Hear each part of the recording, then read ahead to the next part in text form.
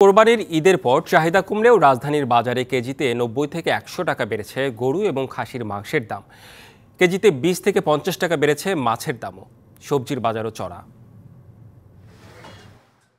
ঈদের পর রাজধানীর খুচরা বাজারে এখনও বেচাকেনা জমেনি, কিন্তু বেড়েছে বেশ কিছু নিত্যপণ্যের দাম। চাহিদা কমলেও ৯০ থেকে ১০০ টাকা বেড়েছে গরু ও খাসির মাংসের দাম। কুরবানির দাম বাড়ছে না, এটা নিয়ে অনেক একটু দাম বাড়তি।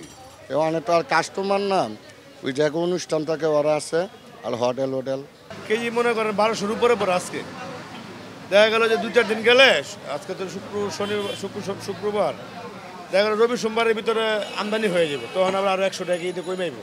চড়া সবজির বাজারও। বেগুন ৮০ থেকে ৯০ টাকা, কাঁচামরিচ ৩০০ টাকা, শসা ১৪০ টাকা, পেঁপে বিক্রি হচ্ছে ৫০ টাকা কেজি। বাড়তি মাছের দামও। দেশের গ্রামে সব মানুষ তো, তার কারণে একটু দাম বেশি। দেশ গ্রামে একটু চড়া, এইতে বেশি বাড়ে না, ৫০ টাকা ২০ টাকা ৫০ টাকা বাড়ছে। ইন্ডিয়ার টমেটো না হওয়ার পর্যন্ত টমেটোর কোনো দাম কমার সুযোগ নেই।